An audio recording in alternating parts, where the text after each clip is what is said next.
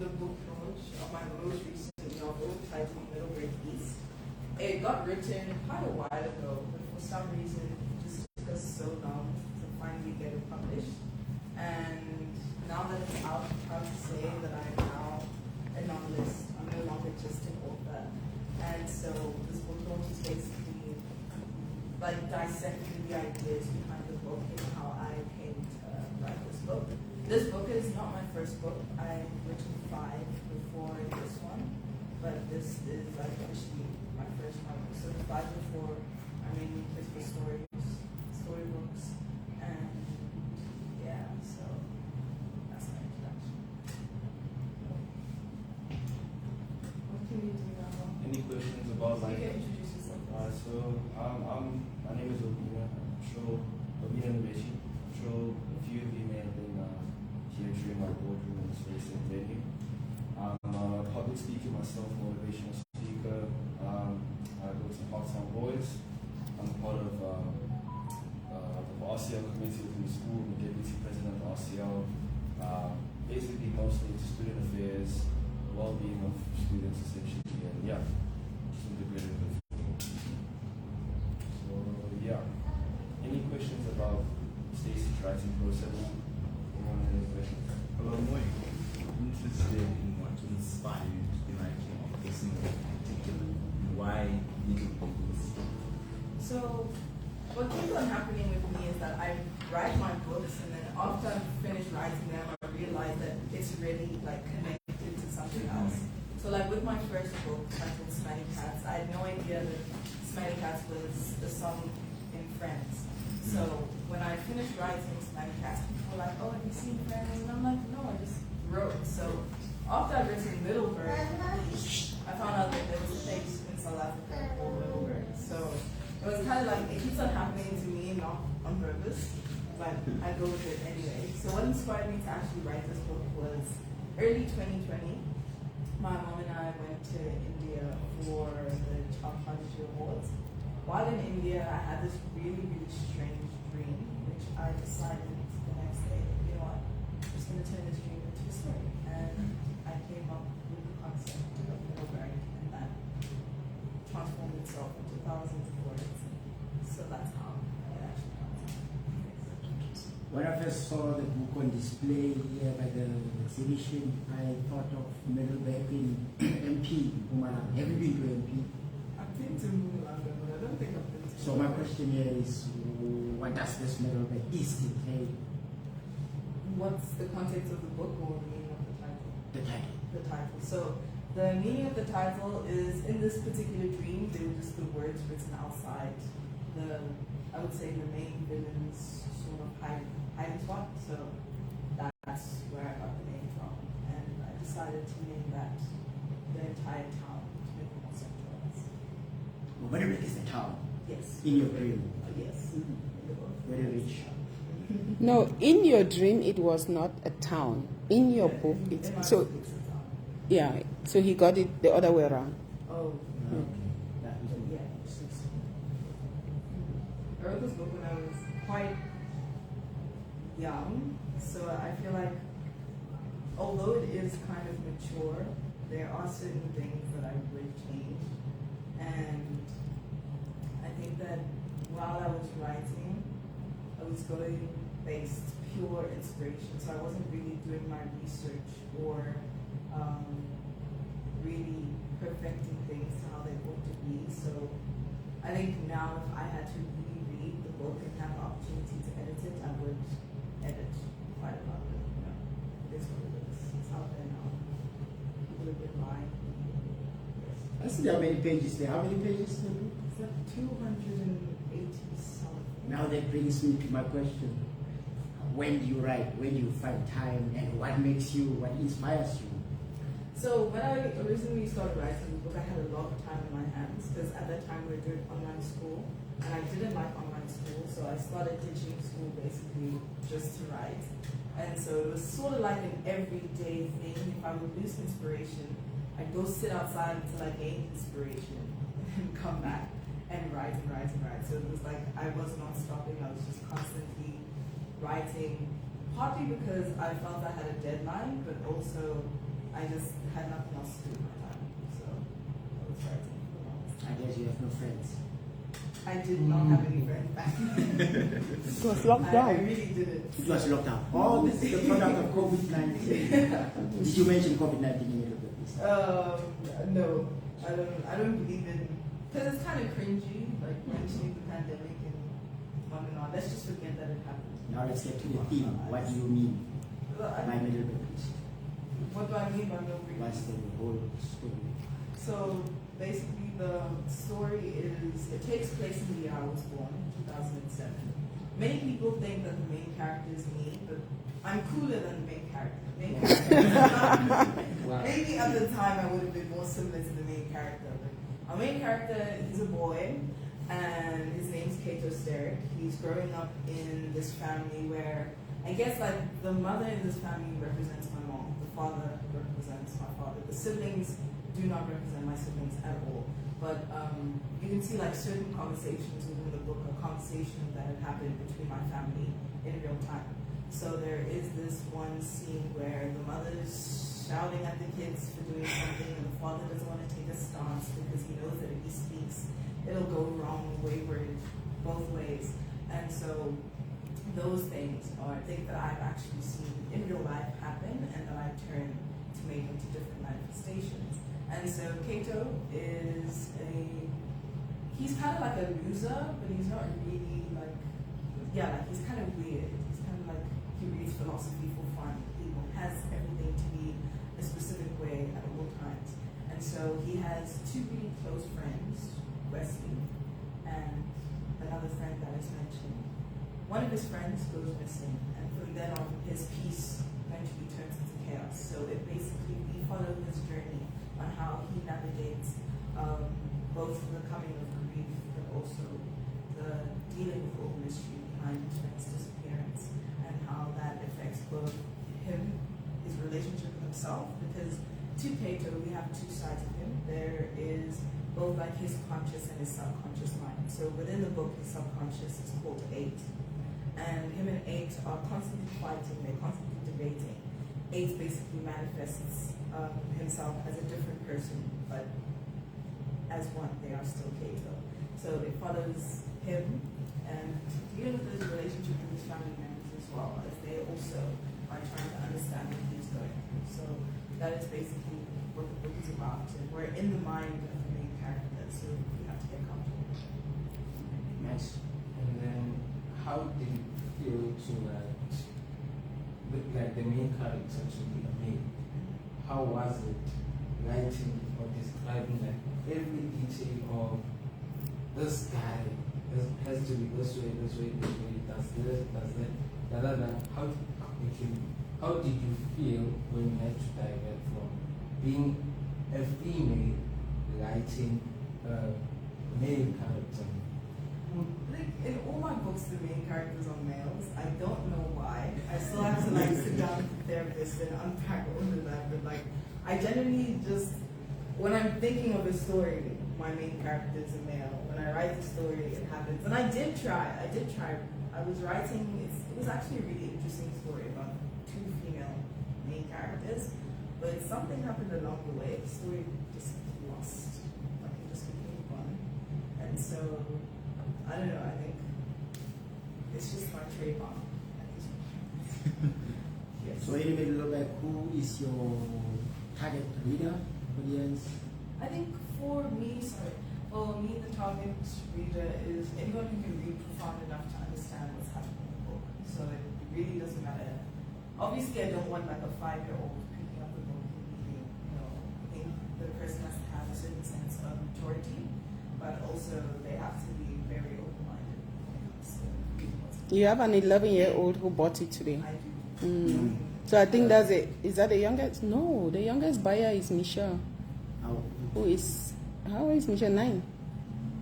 Mama Michelle. 9. Yeah, she's you describe it. But I love it. I love it. The subject, the title is so big. I don't know how to put it. Mature or what. So I want to understand what's in there. I haven't touched it. I've seen it on display, but I want to know from you before I even tried attending it, because I hear as you speak, you are advanced, yeah, you are articulate. That's the word. So, as a child or youth from townships, let's say I come from Tembisa or Deepswood, do you think I will identify with your ideology?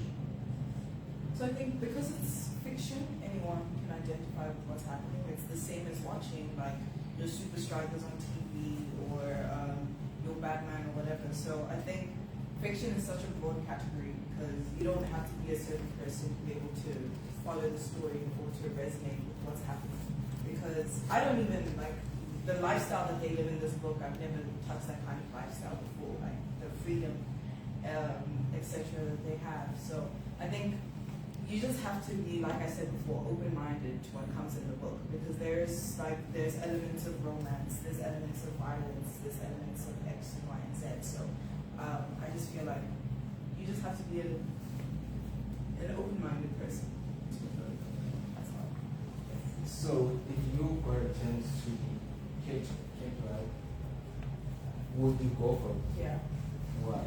I just think because the lifestyle that they have in the book is very different. So like they have a lot more freedom to go and say ride their bikes without a care in the world, approach random people, so it's like the kind of adventure and the adrenaline that they most likely get from being able to do all those things just seems very, very attractive to me. So yes, I think I would, because even though he's a loser, he's kind of cool as well, because he still reads philosophy. I love philosophy.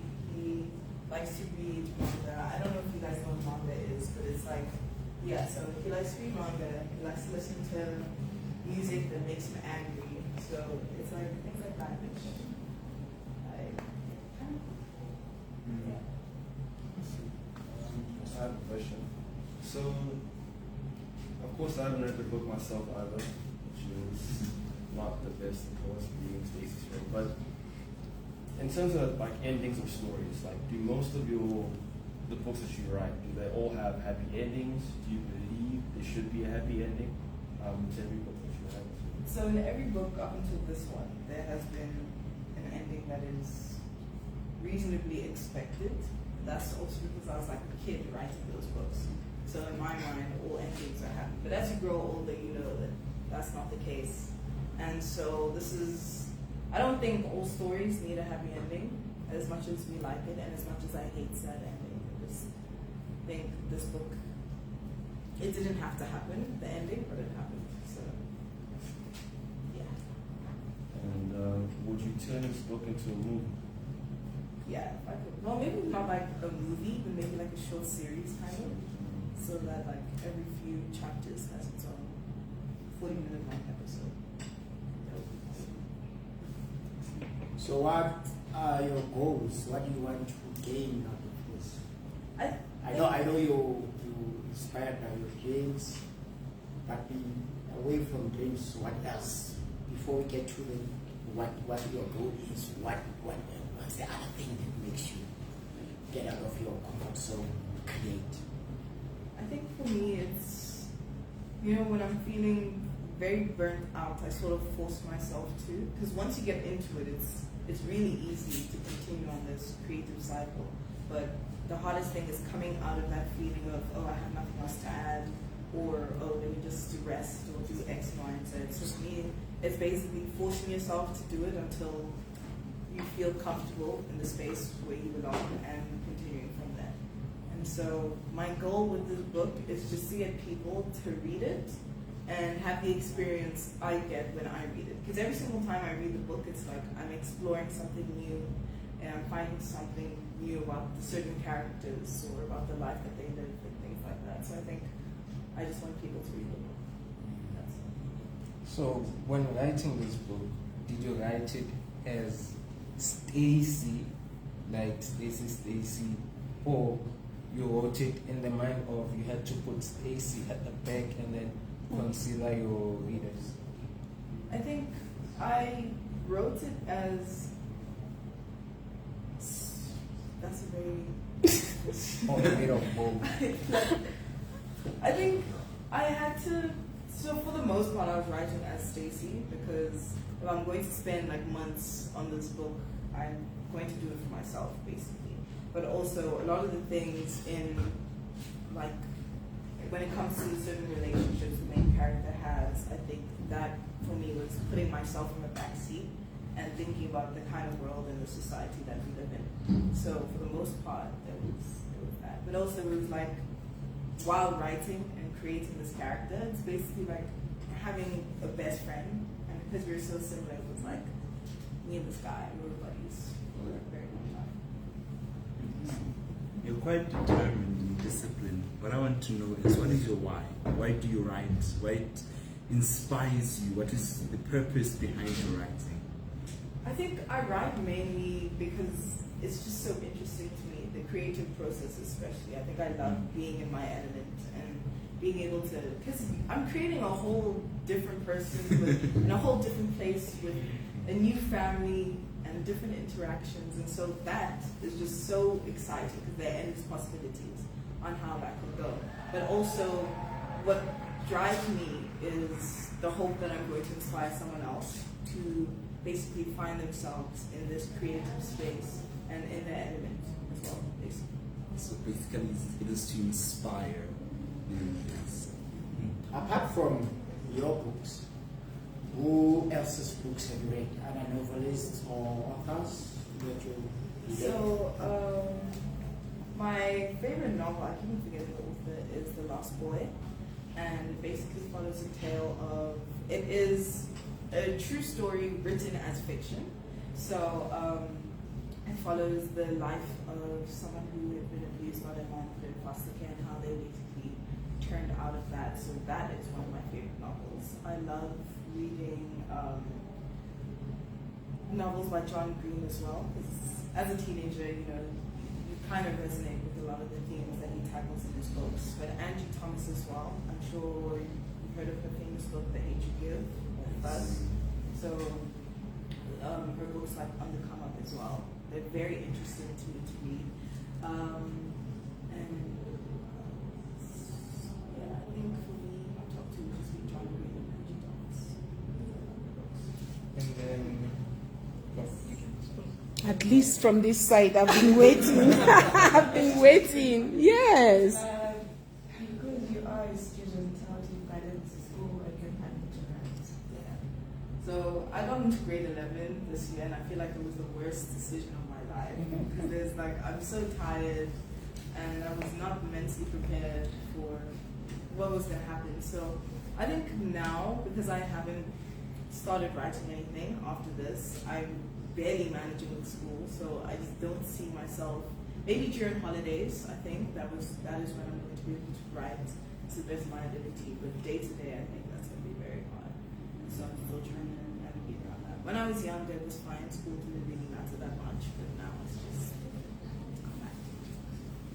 and then on the part of the authors you named, do you aspire to be in their level, or do you aspire to be like them?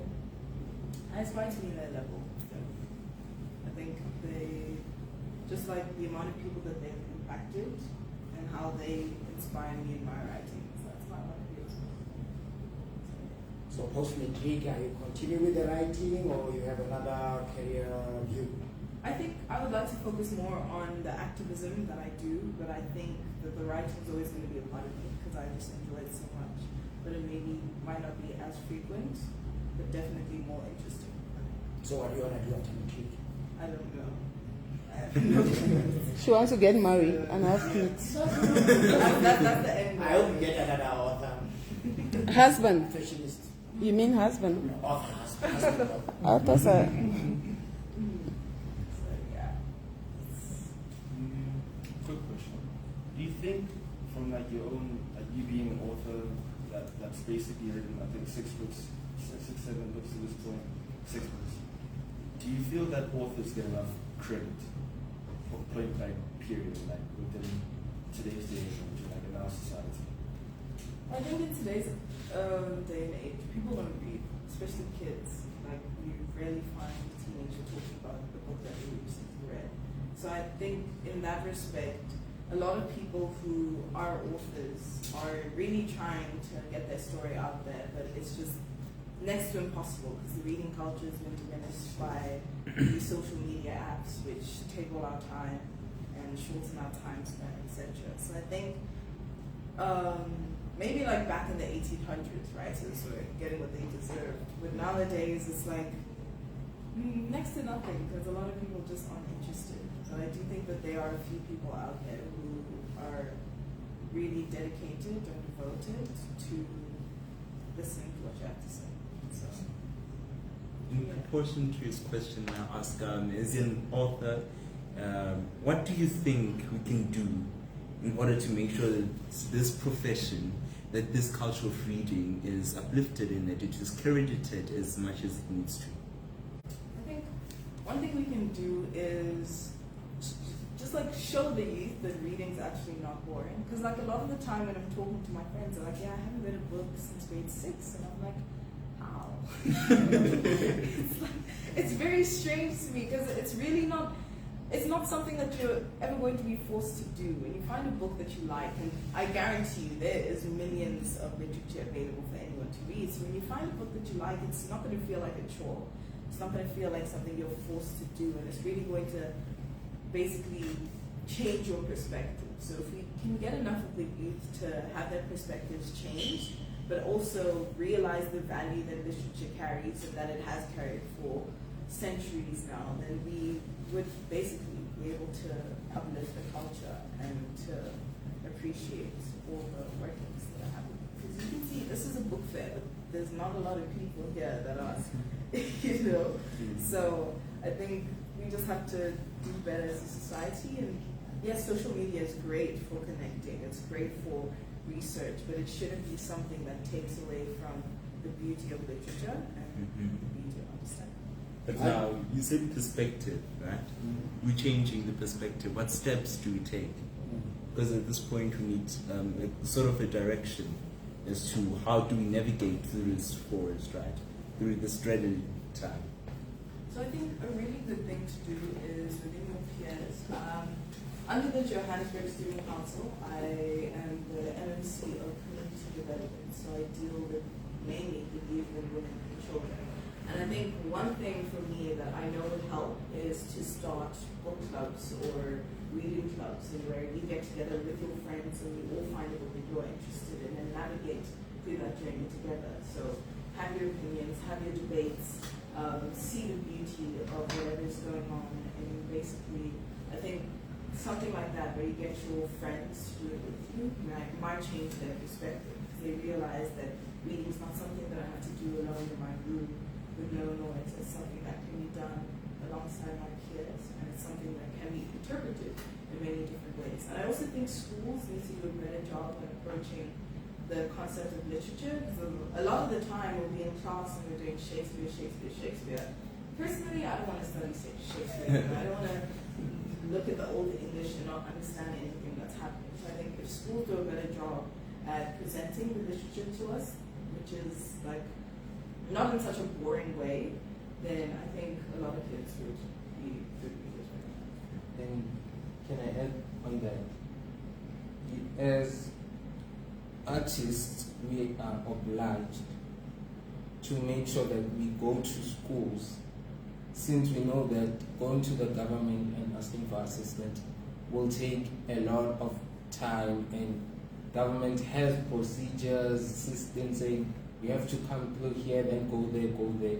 If you're a storyteller, go to schools, at your where you stay, knock, make a meeting, talk to the principal, tell them that I have this program I want to start, and then make sure that they accept you. You're an artist, a master of words. Like you have this tool. This tool can do anything. The power of words is just that as people we tend to downgrade, we tend to undermine. We tend to undermine the power words have. Because words have the power to destroy and also create. So up to us as creatives to take the initiative and go through. That's what goes to you, Stacey. Loss, as now fear, SWOT analysis, kind of stuff. You mentioned studying Shakespeare in classrooms. And remember, now my question is fear. Aren't you afraid of loss? Because now you are entering, you are already in a space where we are losing a lot of audiences, readers, because people now are focusing on socials and they don't go to theater anymore. People are always locked on online, they get information easy, we don't go to libraries. So aren't you afraid of loss? Let's say we don't buy middle backlist and you have piles and piles of books in your garage. I think She doesn't own a garage. Okay. Okay, you don't that get point, I think Her parents' home. there's a lot of like my mom's friends who still read, my teachers as well. So even if there is a loss within my peers, because I know like not a single one of my friends has bought my book, and I think I'm okay with that to some degree, because it's like, okay, I'm not gonna force you now to see what I see. You know, at some point it'll come to you, maybe it won't, but at the end of the day you're missing out. But there is still a person out there who would be extremely grateful to receive this book. Do you have some sort of campaigns, marketing-wise? Obviously, I see you have banners and nice covers. I think the only campaign, I mean, we did have the first book launch for this book, and this is now the second one, but I don't think there are any campaigns for the book. It's just like, We have to have more campaigns. It's just money. Tell him to be your campaign manager. That's how you take advantage of big people in the room. Yeah. This is a big guy. Huh? You take advantage of big people in the room. You say, I can't afford one. Can you? He can hire for you. Give 30% of your Yes, exactly. You see, that's how you strike deals. Oh, I forgot that I'm doing a live. yeah, so I think, I think you should do an excerpt, read an excerpt, and then discuss it, and then we round up. Get someone to read it. Who would like to read an excerpt? Here you are. Got yourself a free reader. find it first. Oh, open the page. No, she'll tell you what page to read. That's how we encourage reading. Start in the room. Yes. Hmm?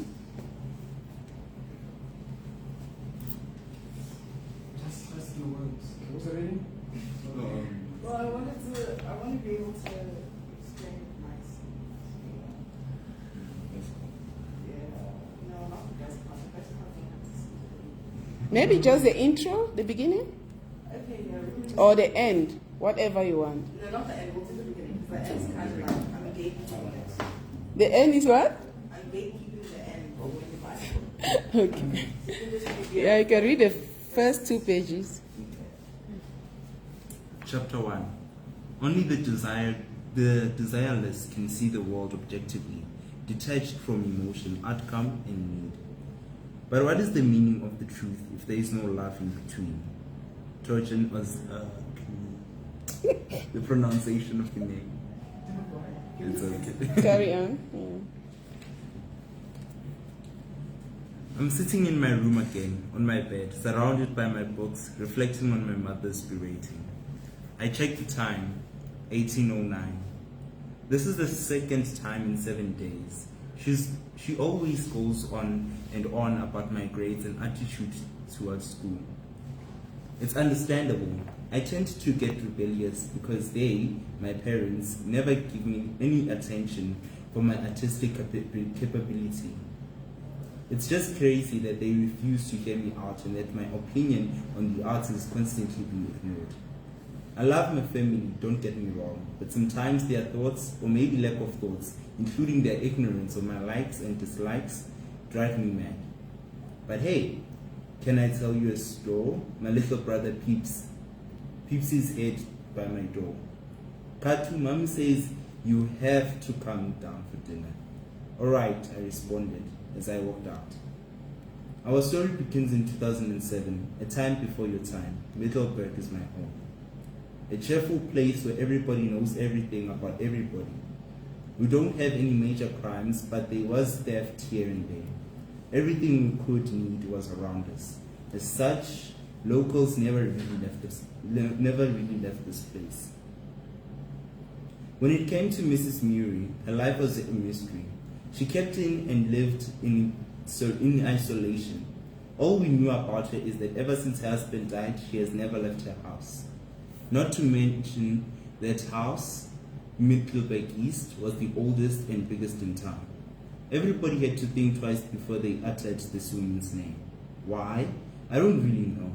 But between getting chills walking past that house and getting the feeling of someone watching me, the aura around that place was far from normal. I would always hear stories of how brave she was back in the days and that all men feared her. She fought in the army and never lost a single battle to a trained man. I'm not certain it's true, but it made her story more interesting. Apart from the story, nobody knew much about her personal life or what she got up to. I did not let my curiosity about Miss Muri and the details of Middelburg East distract me from school and responsibilities. I still had friends and I had family that I cared for. I'm not a top achiever in academics or a best behaved learner, but I'm really good at art. If only my parents would see that. They are way too busy comparing me to my older sister who always gets good grades and perfect sports scores. Her name is Kita. I have a younger brother as well. His name is Isaac. The tension between my family and I always start getting thicker when the school year begins and ends. They are forever pushing me to do this or that in order to get this or that. May 3rd, 2007, Wednesday morning. Clap for him!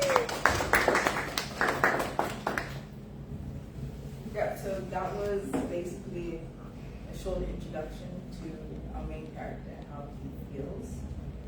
And we're introduced a little bit to his family dynamics, but I think we'll get the gist of what's happening. So, yeah, that's all for me. Thank you guys for coming. Yes. Encouragement. I know you've been encouraged by professors and doctors, but you need people your own age to encourage you. It's good. You are one of the few here in South Africa. We do have people who attempt, and there are some who never really got the chance to say, "Yo, I have a novel, full published novel." So I'm saying to you, keep it up, because this is motivation. You don't know what you're doing another soul, you understand? Already I haven't read it, but just the beginning once it says I want to get to the next page and hear what the view is. You can see how the reader was going, eh? You don't want to stop. I was already going. He was already getting momentum. So it's encouraging, especially for us oral literature people who speak most of the time in front of you. You could be an example. You could be a motivational figure to your age group, and I'm telling you, and I promise you, as you're gonna start touring, maybe marketing, you're gonna get most of this. That you must keep it up. One day you want to say, no. I once sat with her in the boardroom when she was firstly doing this. So you have the right way. I think I see no threat, unless if maybe the chapter that you didn't want us to see has many things.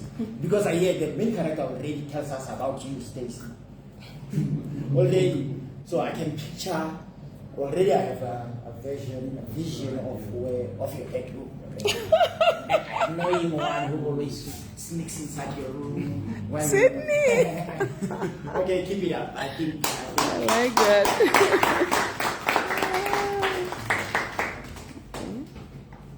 Do you want to give them a short story before they leave? Do you have a story for them? He's a storyteller, a brilliant one. Has any of you listened to him? I was so thrilled yesterday. Do you have anything, any piece to just invite to motivate them? Okay. Sorry. No, but it's Middelburg book launch, so we need motivation after book You launch. just want to create something in Yeah. line with this, creating. Once upon a time, not so long ago, there was these two brothers who were sons of a very wealthy man. This man's name was Gauta, meaning gold. And he was very wealthy with cattle, sheep, big houses, and land, plenty of land. The old Gauta was now getting very ill because of age. And he had farmers, domestic workers. These two sons' names were Kumo and Khozo. Kumo was the oldest, and he loved his father very much. Just like Khozo, but Khozo was always minding his business, always hunting for rabbit. He liked rabbit meat so much. And the brother didn't like everything that Khozo was the younger one. The time went by, and the father, all the people knew when they were going to die, and the manner that they were going to die. So one day he called Khozo and Kumo to his bedroom and said, "Boys, please, Sondalandla." They came. And their nationality or culture was Tswana, but we are contemporary Tswana. It's a core. When they walked inside the room, the father was sleeping flat. This time he was not sleeping on his luxurious queen-size bed. He was lying down on a cow skin. I don't know why you call it in English or Zulu. The skin, cow skin, you omisa in the sun, stretch it to make like a carpet. So the father asked Khozo to go fetch cow dung, freshly deposited cow dung. Is it deposit? No, I don't want to use words. Khozo went to the we call it a kraal. Is it a kraal? A kraal, yeah. He went there, he came back with fresh, hot cow dung. And he asked Khozo, would you please apply this cow dung all over my body because the ancestors are now calling. Khozo did as the father ordered, smeared him, applied this cow dung all over his body, while Kumo, the elder one, was watching. And he said, "My sons, the time has come, and everything that I've worked for hard is now yours. But I am going to give you according to the way you deserve." He said, "Kumo, you will take all the houses, the land, the workers, the crops, cattle, sheep, the pig, everything that's living in this land, on this land. And you will be the owner of everything." But Khozo, the one who was sent to bring this cow down, was just watching, waiting for his turn. Maybe father will say, "You have this." And surprisingly, the father was not even looking at Khozo to give him his inheritance. But he did not rest well in his conscience and said, "But father, it looks like you have given Kumo everything. What about me? What am I to inherit?" And the father said, "For you, my son, because you are young and full of life, and I see a bright future in your soul, you are to inherit the small hut there by the riverside and a small orange tree in front of it." But because he wasn't so greedy and he was very thankful all the time, Khozo said, "Okay, Papa, I'll take care of whatever you gave me." But the older son was like, "So I'm the one now." Inside, that was the inner voice talking. At the first light of day, the father was announced no more. Gauta was now going to be buried. The burial was organized and he was laid to rest. Within few days, Kumo started slaughtering his cattle, inviting friends from afar to come enjoy the celebration. He called it freedom celebration because now he was free from his father's orders. Every day was a party, celebration of no reason. People came, from far and near, kings, chiefs, his friends, girlfriends. He had many girlfriends. As for Khozo, he was sitting in his bedroom, not yet at his heart. But Hugo noticed that Kotz was not happy with his decisions. The parties every day, there was inyama every day. The cow had to be slaughtered day in, day out. So now Hugo ordered everyone, the warriors, to go tell Kotz to go to his hut, small hut in a small orange tree. But because he didn't have that quarrelsome kind of behavior, he packed his little belongings that he owned and left for the hut. When he arrived that evening, he cleaned the hut and prepared for rest. He watered the small orange tree, went to rest. When he woke up in the morning, to his surprise, the tree was so huge, with oranges so big. He was so excited. Wow, wow, wow, magic. I arrived yesterday, now I have, this tree has grown so much. He tried to pick one orange. They were so heavy, so big, and he peeled and tasted. They were so sweet. Oranges so sweet. They are sweet, he exclaimed. Sweet! I have sweet oranges! He thought of a plan. I'm going to sell them at the market. He picked them and put them in a basket, went for the market. When he got there, he had only 2 buckets full of big. They were so, you see how big my head is? They were as big as his head. As soon as he arrived, people went up, how much? He said, 2 rand, 4 rand, 5 rand, 5 rand, 5 rand, you know them CBD. 5 rand, 2 rand.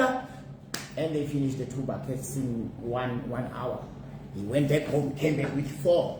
They finished. People laughed this orange so much, the oranges so much, they followed him to his heart. He was like an outlet. People take it. People were now excited. We have a new orange supplier. And every time he picked one orange, another one came. You know, he went to rest. One day he made many trips to the market and back, and people followed him. There was even dust. You know, people were rushing. I want to get like, you know, Black Friday. Black Friday. Black Friday for the oranges, you know. Okay, if you buy this one, I give half for my half. People were buying.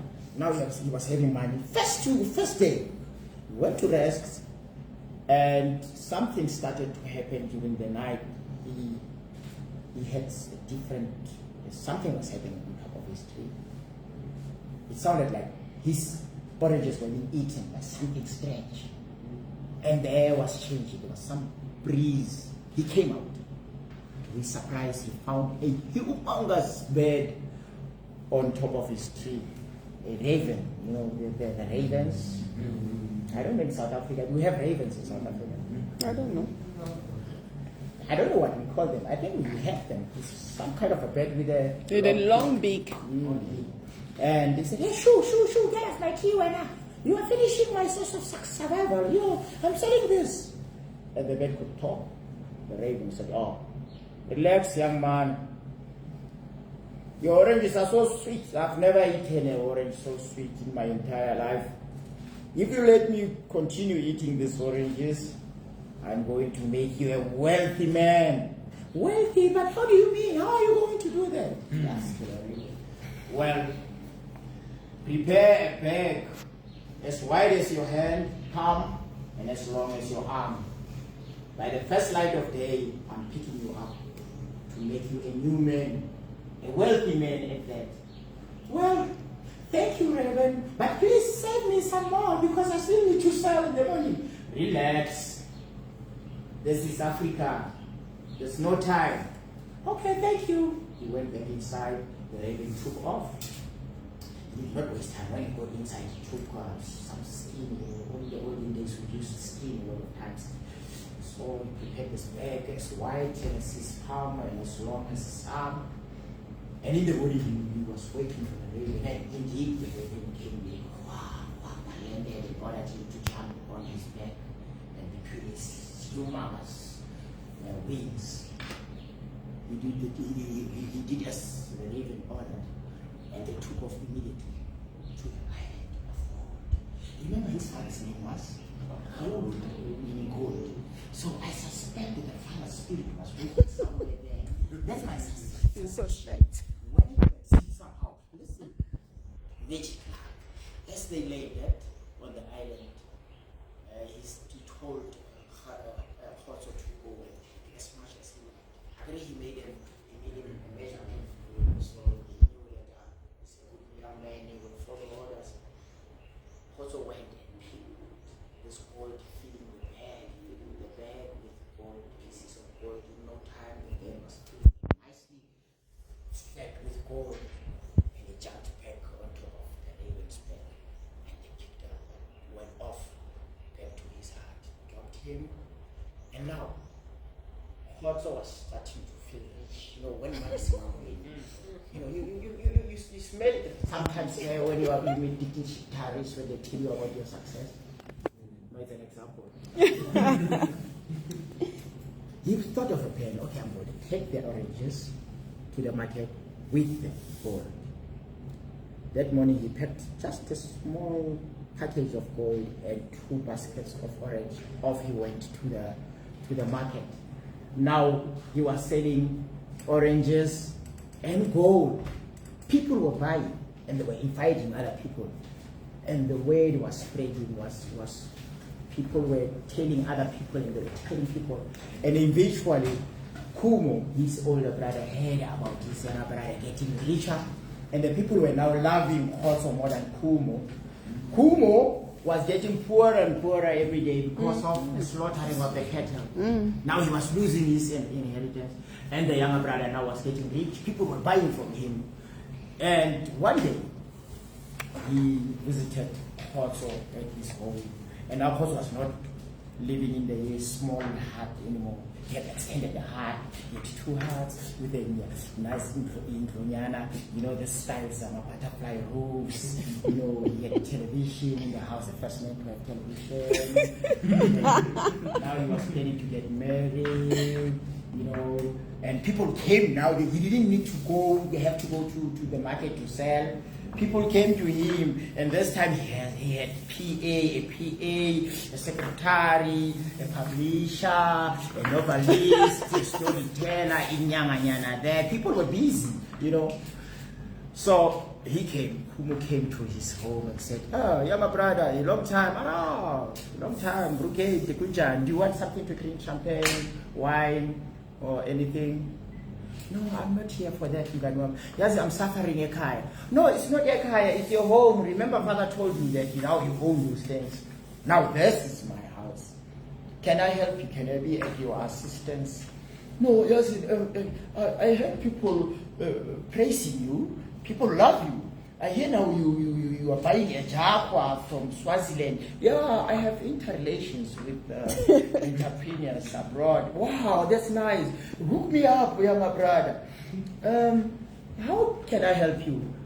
How did you get to get so rich?" He told him everything about the raven because he wasn't selfish. "Oh, there was this big bird eating my oranges. Now you took me to the island of gold, and hence I have these things now." "Oh, big brother, please," said Kumo. "Younger brother, can you please connect me, make me organize an appointment with your big bird so that he can take me to the island of gold?" "Right, no problem. I'll talk to my friend, the raven. Maybe he will listen." And he did just that. He told the raven that, "Hey, my brother was here yesterday. He needs you to take him to the island of gold." "Well," replied the raven, "no problem. Call your brother. Tell him to prepare a bag as wide as his head and as long as his arm." Khotso went to his brother. "Hey, he doesn't have to have a problem, man. Prepare a bag as wide as your hand, a palm, and as long, same instructions." Now, because he was greedy, he went and did the bag as wide as 2 of his palms and as long as 2 of his arms. And remember, he was fat now because he was eating inyama every day, and he had a lot of weight. By the first light, he was at Khotso's house waiting for the raven, excited. "Hey, when is your pet? When is he? He landed in the plane." "No, relax, brother. Patience, patience." He tried to hold himself. In no time, the bird arrived. Yeah, it was so big, he disturbed some other things. When it landed, he ordered Kumo to jump on. What's that? Asked the raven. No, I used to be rich. Now I want you to make me rich like my younger brother. All right, hold on. What he held. They took off. When they landed, he didn't even wait for the raven to say, we are here. He just jumped. Now he was picking big rocks of gold. Bottom. The bag got so big. He forced more gold and tied it up in his pockets. Gold. Inside his jeans and pants. In his socks, he had a head, he put in the head and bah! He was giving head for himself when he went back to the raven. Okay, go on, jump. Jump as potty, he jumped on top of the raven. But now, taking off was hard for this bird. Let's play it here. Passenger, please offload some of the rocks. No, sir, I cannot. I want to be as rich as possible. Wow, okay, let's try. The raven went, and now the runway was ending. When you went to India, did you use a plane or something like that? So now the raven started here. This is practical visual what. By the time they went there, no, he forced and then he took off. On the way, the raven started complaining, no, man, you are too heavy, Joe. Turbulence. Who has been on a plane here besides you? You've been on a plane. No, you've never been on a plane. There's things called turbulence. What was the language? So now the pilot was no. Emergency, mayday, emergency landing. Now he's controlling the raven. We have to get there. I want to get wealthy. My father was wealthy. He's slapping this poor animal. The bed was, and remember that it's now an ocean underneath them. I know that.